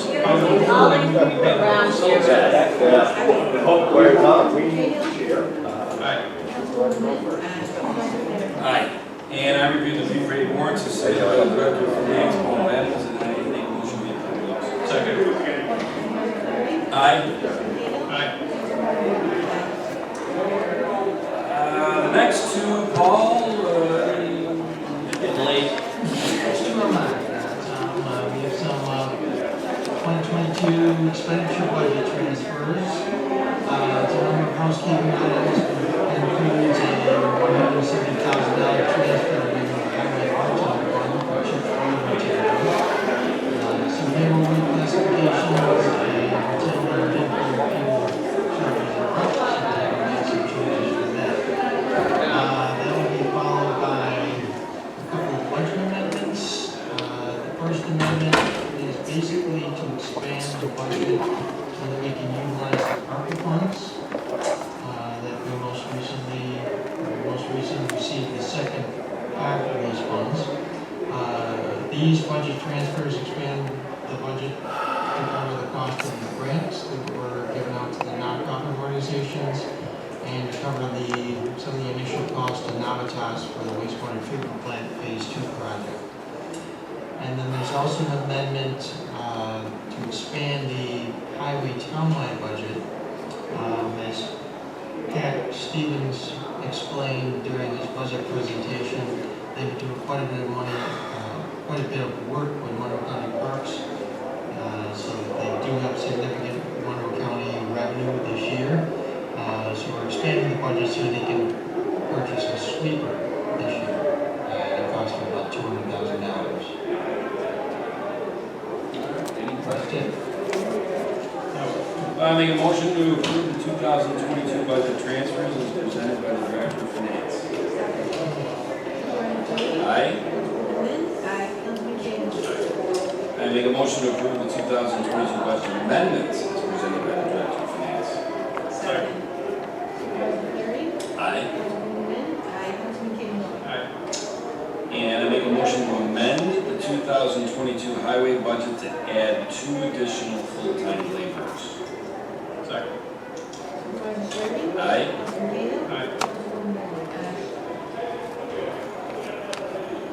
Want me to start? Yes, Explain this, okay. please.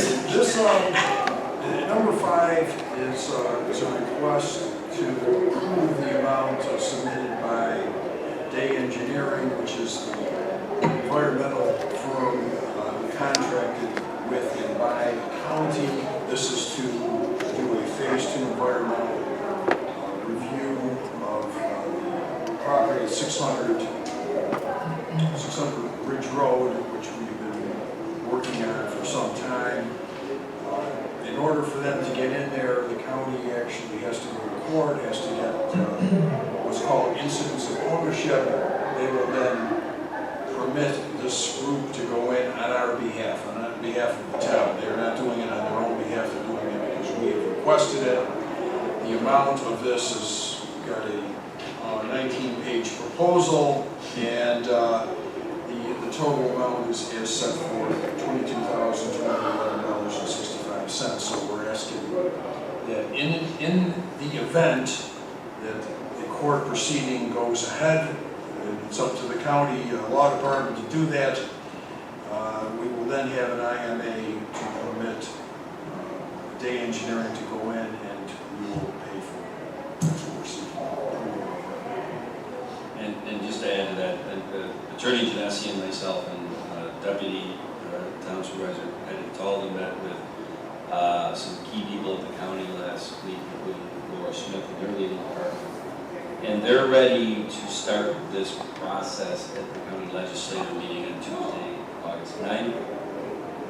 And they'd like to have this from the town showing we mean business in layman's terms. Yeah, very familiar with what's going on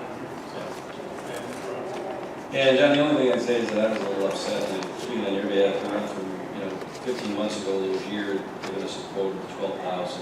The county's firm had $22,000. When you look at that proposal, there's a little bit more scope that the county had, and I can't really argue with them. And what are you going to do? That's what it is. We have no choice. No, And then, Paul, we can, at a future meeting, slot 22,211.65. Yeah. Whether. I think it's going to probably be ARPA because there's. Yeah, it's an appropriate use of ARPA funds. Yeah, because there's complications to it coming from other sources due to the fact that it's whatever. Anyway, Jenny, any questions? Okay. Do we need to have one of the, not the supervisor, but one of the other? Yeah, I would move to authorize the town of Webster to enter into an intermunicipal agreement with Monroe County for the purpose of performing phase 2 environmental testing at 600 Ridge Road. The town will bear the cost of said testing for the amount of $22,211.65. Second. Councilman Cahill? Aye. Councilman Wynn? Aye. Supervisor Curtis? Aye. Well, that's a milestone event in this property's Sure is. ignominious history. It'll be interesting to see the outcome. Want to take bets? No. I'd be more than happy to. No, I lose to you. Paul, brief. Yeah, the next resolution is to close capital project, the Ridge Road Sidewalk Capital Project. Actually should be project number 80217. I think this says 207. A couple of years back, when the project was starting, general fund actually provided $501,000 to complete the project. That was transferred into the capital projects fund. As it turns out, I think the original plan was to extend the sidewalks into the village. Yes. They did not extend it that far, so the contract was reduced by about $154,000. So this is just to close the project and to transfer the remaining funds, which are 126,623.12, back to general fund. Well, any questions? No. Okay. Motion to close capital project H0207 Ridge Road sidewalks and transfer the remaining funds of $126,623.12 to the general townwide fund. Second. Supervisor Flaherty? Aye. Councilwoman Wynn? Aye. Councilman Cahill? Aye. Charlie. And Supervisor and members of the board, this is another request to resolve a series of Article 7 tax certiorari cases. These are challenges to assessment. This involves the property Webster Woods Plaza, which is, if you're familiar with it, at the the southwest corner of Ridge and 5 on the line. The litigation has gone on for 9 years. And of late, I've submitted a memo to the board, just very briefly. Of late, we did engage an appraiser to do just a number of years to get sort of get the lay of the land, just to see where we were. And after that was done, we concluded that this would be a matter to consider resolving without going to trial. And in any event, we have, after a lot of intense negotiation, come up with a proposed settlement with the school district on their client's behalf and myself and the assessor on the town's behalf. In any event, we are seeking, and this is to pay off 9 years, so the amount is probably the largest that I've ever requested of the board.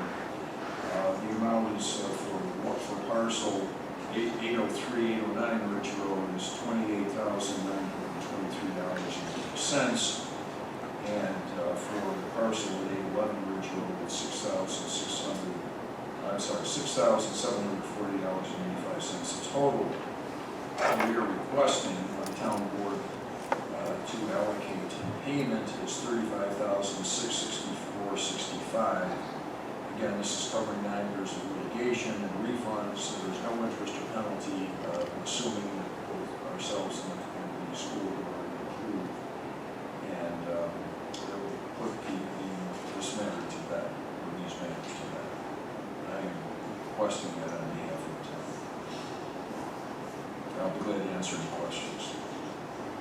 No, we spoke about this earlier during the day, so I'm aware of what's going on.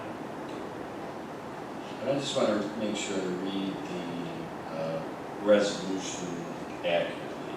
So, I make a motion to approve the settlement of 8 years of Article 7 tax certiorari litigation for 2 properties, specifically 803, 809 Ridge Road, with the tax years 2014 through 2022 for $28,923.80.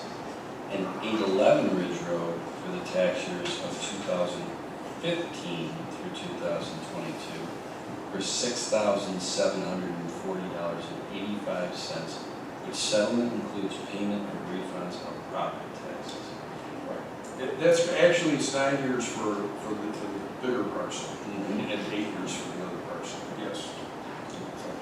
Yeah, I will prepare a more detailed resolution. But what I just read, I picked up the years and the dollars, years and the dollars. I think that ticks and ties. Did you follow that, Jimmy? Yeah. Okay, John? Yes. So then we want to second that one? Second. Supervisor Flaherty? Aye. Councilman Cahill? Aye. Councilwoman Newman? Aye. Paul? Me again. You again. The town just received the second payment in ARPA funds. We got one in July of 2021, the second one just came in. So now we've now received the complete amount, so this resolution just documents that the town's accepting the funds and that they will be used for revenue replacement. We're going to elect the standard allowance as provided by the final rule, and we'll be able to spend the funds on general government services. As you know, we're designating money for grants, $350,000, $2.5 million for the wastewater treatment plant phase 2 project, and will be approximately another $1.2 million for other items. Any questions? Okay. Well, I make a motion to accept the funds totaling $4,050,859.61 in coronavirus state and local fiscal recovery funds in conjunction with the American Rescue Plan Act. Whereas the town has designated these amounts for replacement of revenue loss and has elected the standard allowance, which allows the funds to be spent on government services through the period of performance, which is December 31st, 2026. Supervisor Flaherty? Aye. Councilwoman Newman? Aye. Councilman Cahill? Aye. Well, came in like a lion and go out like a lamb tonight, huh? Unless anybody has any questions on this next one, I'm going to make a motion to declare the following items for transfer from the assessing department to the town clerk's office. The two-drawer fireproof filing cabinet, asset tag 003197. Second. Aye. Now, based on Councilman Cale's yawn, and since we have been here since 4:30, I hope that the people at home don't get upset that I'm not going to open the lines and we'll do a roundabout. I think this board and the rest of the people, Barton has deserved to probably go home now. Amen. This meeting is officially adjourned. Good night.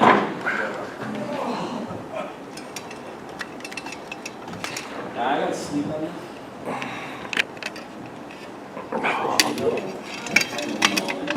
Yeah.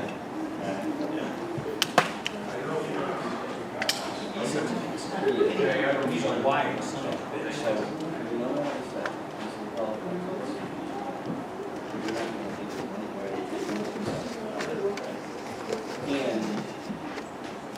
I love the fact that you brought up $425,000.